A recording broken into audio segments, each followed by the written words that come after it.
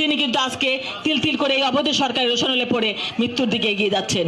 তো আমরা বলছি, আসলে সুলতানাও বলেছে যে মৃত্যু তো হবে, আজকে হয়তো আমার, কালকে হয়তো আপনার, কিন্তু সবাই যেন আমরা আল্লাহকে ভয় করি।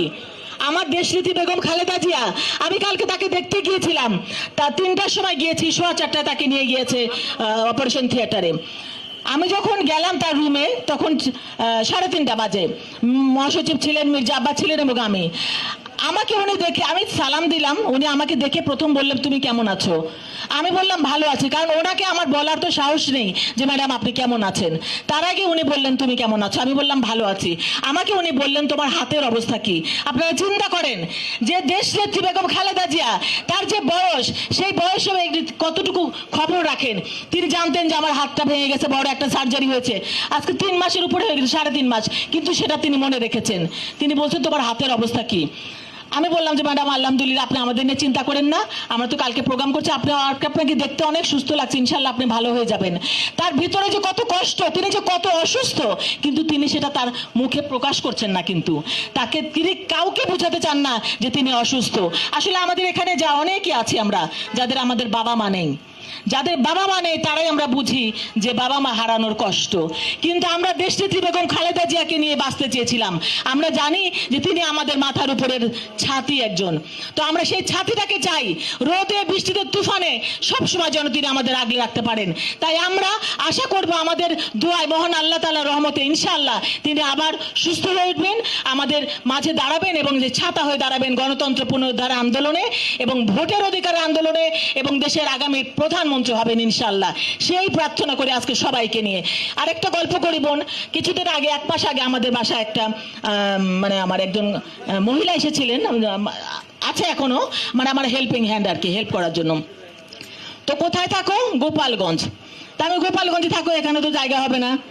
বলে কি না, আমরা কেউ হাসিনা পার্টি করি না, আমরা সব খালেদা জিয়ার দল। বলে ম্যাডাম আপনাকে বলে বোঝাতে পারবো না, আমরা সবাই চুপচাপ থাকি, কিন্তু আমাদের ভোটগুলো একটাও অন্য জায়গায় যায় না, সব ধানের শেষে, কিন্তু আমরা তো ভোটই দিতে পারি না। সেজন্য আমরা বলি যে আসলেই যদি স্বচ্ছ নির্বাচন হয়, যদি যে দেশের জনগণ নিজের ভোটটা নিজে দিতে পারে, তখনই দেখবে দেশের জনগণ যে কি আমরা পেলাম। তো সেই সাহস তো দেশে এই সরকারের নেই, কারণ জানে যে সুস্থ ভোট হলে জনগণ যদি তার ভোটের অধিকার প্রয়োগ করতে পারে, তারা জীবনেও ক্ষমতায় আসতে পারবে না, জীবনেও না।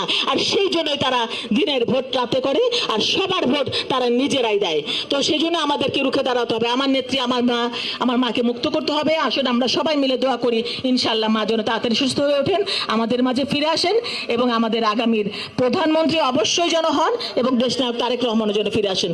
আসলে আমরা দোয়া করি যেন আমাদের মা সুস্থ হয়ে ওঠেন তাড়াতাড়ি। ধন্যবাদ সবাইকে, আসসালামু আলাইকুম।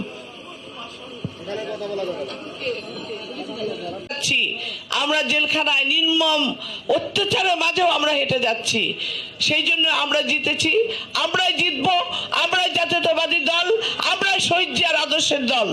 যার জন্য যত কিছুই বলুক, আওয়ামী লীগ হেরে গিয়েছে, আওয়ামী লীগ হারা পার্টি, আবার ওবায়দুল কাদের পরে খেলবে, খেলতে আসাটা খালেদা জিয়ার সাথে আসিস বেদব।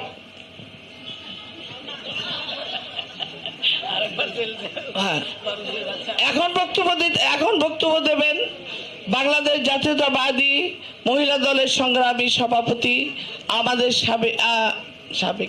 আমাদের সারা বাংলাদেশকে যিনি সংগঠিত করেছে জাতীয়তাবাদী মহিলা দলকে, আমাদের অত্যন্ত প্রিয় ভাবি আফরোজা আব্বাস।